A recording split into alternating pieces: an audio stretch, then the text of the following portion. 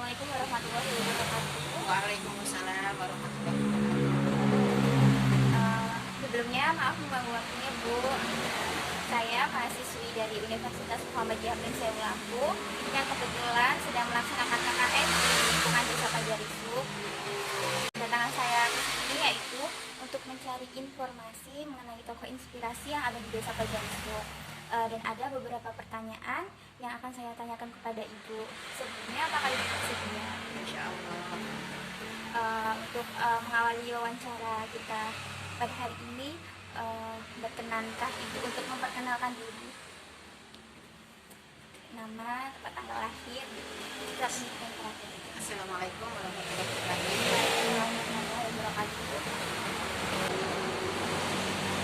Nama Ibu Erlinawati, tanggal lahir Gisting 19 Februari tahun 63. Pendidikan terakhir Ibu sekolah di STKIP Muhammadiyah Prinseu, jurusannya di pendidik PLS, pendidikan luar sekolah, sehingga ada relevansi dengan pekerjaan yang sedang Ibu tangani. Kemudian sejak kapan Ibu memulai bisnis mebel? Ibu memulai di tahun 2000. Apa yang menginspirasi Ibu ke bisnis di bidang mebel? Ya, melihat keadaan yang berkaitan dengan usaha pada waktu itu. Awalnya dulu kan Ibu juga honor-honor, tapi kok kurang semangat. Ternyata Ibu terinspirasi untuk buka mebel, sebab di mebel itu banyak orang yang ingin menghiasi rumahnya dengan barang-barang, terutama barang ukiran. Sehingga Ibu mencoba mengawali itu dengan beberapa unit, dan alhamdulillah walaupun ada jatuh bangun, tapi sampai hari ini insya Allah masih berjalan. Kemudian di samping sebagai pengusaha mebel, Ibu juga sebagai penggiat dakwah. Dan sejak kapan Ibu memulai dakwah tersebut? Kalau kapannya, yang jelasnya kapan saya nggak ingat banget. Cuma keinget bahwa kita sebagai pemimpin perusahaan, pemimpin dari orang-orang yang bekerja di sini banyak, sehingga Ibu hanya menginginkan bahwa jangan sampai ada pertanggungjawaban yang berat saat orang-orang yang bekerja itu tanpa tahu tentang ilmu, tentang ibadah. Maka Ibu terpanggil untuk mengumpulkan, berawalnya di situ, untuk mengumpulkan karyawan-karyawan untuk ikut serta dalam kajian. Dan alhamdulillah direspon, meskipun terkadang juga tidak berangkat, tidak datang, tidak hadir, tapi alhamdulillah di lingkungan, bukan lingkungan yang dekat, tapi lingkungan yang agak jauh, banyak yang merespon dan ikut dalam pengajian tersebut. Dari mana Ibu mengawalinya? Mengawali dakwah. Iya. Ya sekedar aja kita kumpulkan karyawan, terus kita datangkan ustadz, dan alhamdulillah walaupun pindah-pindah tempat, dalam arti dulu ada di garasi, ada di ruang tamu, ada di mana, dan alhamdulillah sekarang ada tempat tersendiri untuk kajian itu, kita lebih leluasa. Apa yang memotivasi Ibu di bidang dakwah, bergerak di bidang dakwah? Karena ada hal yang memang kita harus ada keseimbangan yang berkaitan dengan jiwa. Ini ada dua, jasmani dan rohani. Saat kita bekerja untuk urusan dunia aja, yang kita peroleh hanya kelelahan. Tetapi saat kita itu bekerja termotivasi untuk akhirat, insya Allah dunia pun tidak tertinggal, dan akhirat bakal kita peroleh. Dari apa? Dari pahala yang kita datangkan ustadz, menyampaikan keilmuan, mereka mengamalkan, dan alhamdulillah bisa. Kalaupun ada yang memotivasi itu gitu ya, kita berpikir bahwa ingin menjadi sebaik-baik orang adalah orang yang banyak manfaat. Untuk hari ini mungkin yang berkaitan dengan dakwah itu sendiri atau keilmuan, sementara perintah Rasulullah itu carilah ilmu dari buayan hingga ke yang lahat. Artinya meskipun kita sudah selesai di perguruan tinggi, kita memang wajib mencari keilmuan untuk kepentingan akhirat. Ya alhamdulillah banyak orang yang merespon. Ada sekitar dulu-dulunya sampai ada 100, terkadang ada takbir akbar bisa 200-an, tapi saat ini sedang adanya pandemi sangat berkurang sekali. Orientasi dan target apa yang Ibu ingin capai dengan sebagai pengusaha mebel dalam dakwah? Kalau target yang ingin kita raih atau kita inginkan, kita hanya ingin mencoba menyampaikan bahwa banyak orang tidak memahami tentang pentingnya diri ini. Dia mungkin hanya sekedar bekerja dan bekerja. Tapi dengan adanya keilmuan yang masuk, setidaknya walaupun dia bekerja, tapi tetap dia tahu bagaimana eksistensi diri dia sebagai seorang hamba yang harus menghambakan diri kepada Allah. Sehingga itu banyak orang terlalaikan. Kalau dia sudah asik bekerja, maka dia sangat lengah sekali untuk berpikir atau mengkaji keilmuan yang berkaitan dengan akhirat.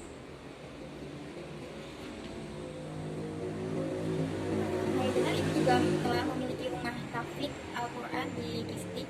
Sudah berapa lama didirikan? Rumah tahfidz kalau yang di sana baru sekitar 2 tahun. 2 tahun pun belum penuh, baru setahun setengah lah. Ada berapa banyak siswa santri yang sudah ada di sana? Alhamdulillah di sana ada tanah yang kita wakaf hanya sekitar 2000 meter, dan kita pun merasa bahwa perjalanan kita aslinya dulu kan dari Gisting pindah ke Pringsewu ikut suami, itu sudah sampai 30 tahun lebih. Tapi dengan waktu yang lama itu di sana kita perhatikan masih stuck, dalam arti ada TPA tapi sekedar. Tapi kemarin kita punya niat itu, dan alhamdulillah bisa ada ustazah yang mengampuni, mengerjakannya, menunggunya, melaksanakannya di sana. Kaitan dengan tahfidz di Gisting, alhamdulillah sudah ada 125 anak. Itu dari tingkat SD sampai SMP, SMA juga ada. Kalaupun kita nggak membendung untuk ditutup, ya pendaftaran selalu banyak yang masuk. Hanya ada hal yang masih belum tercukupi, dalam arti tempat yang untuk belajar belum ada. Kita hanya masih belajar di saung-saung karena memang itu pendanaan yang lumayan. Kalau yang di tempat di sini insya Allah pengajiannya rutin. Kalau dulu bisa seminggu 2 kali, kalau sekarang hanya di hari Rabu saja. Tapi alhamdulillah anak-anak tahfidz yang kita bekerja sama dengan Al-Islah, kita bisa mengumpulkan anak-anak kecil, kita ajak belajar untuk menghafal ayat-ayat, dan alhamdulillah ada mungkin 100-an lebih, kurang lebih 100. Kita belajar di 1 pekan 3 kali, hari Senin, Rabu, dan Sabtu. Harapannya dalam waktu 1 pekan itu bisa terisi semua. Tapi tetap aja yang namanya dakwah pasti ada hambatan. Insya Allah kalau kita berpikir ke sana, insya Allah nanti akan dipenuhi dengan anak-anak penghafal Al-Quran itu.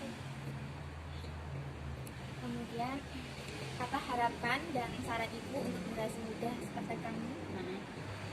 Harapannya kalau kita bincang dunia, kalau kita bincang pekerjaan, kalau kita bincang tentang pendidikan, ya hanya sebatas itu, dalam arti kita mendapatkan keilmuan untuk kepentingan mungkin bekerja, mungkin honor di mana-mana, apalagi hari ini begitu sulitnya sarjana-sarjana yang lulusan untuk mencari pekerjaan, ya kan? Nah, jadi harapannya si para pemuda-pemuda ini selalulah mencoba untuk menggali potensi diri, apa yang ada. Apapun banyak yang bisa kita lakukan, ya kan? Nggak mesti harus menjadi pegawai, nggak mesti harus ada di dalam kantor, ya kan? Misalkan kita mau berkarya melalui les atau melalui membentuk sebuah organisasi atau sebuah lembaga yang dikelola, ada anak-anak muda yang mungkin lulus dia tidak punya pekerjaan, terus kita arahkan mereka untuk mempunyai skill, menggali potensi skillnya tadi apa, itu insya Allah bisa. Selagi memang kita ada semacam kerjasama, mungkin dengan Pak Lurah, mungkin dengan lembaga tertentu, misalkan dia mau jadi kayak seperti BLK gitu, Balai Latihan Kerja, di sana kan banyak para tutornya. Nah, itu pun bisa kita panggil, karena hari ini apalagi dengan waktu pandemi yang 2 tahun ini, boleh dikata remaja-remaja hari ini ya banyak sekali, nggak hanya remaja, banyaknya rebahan. Tapi bagaimana caranya seorang pemuda atau generasi itu membuat suatu perubahan? Perubahan apa? Perubahan untuk ya diri dia yang ada kemanfaatan untuk lingkungan. Alhamdulillah wawancara untuk hari ini semoga menjadi keberkahan untuk kita dan bermanfaat untuk kita semua. Amin. Terima kasih banyak untuk waktunya, Bu. Iya, monggo. Saya akhiri. Wassalamualaikum warahmatullahi wabarakatuh. Waalaikumsalam warahmatullahi wabarakatuh.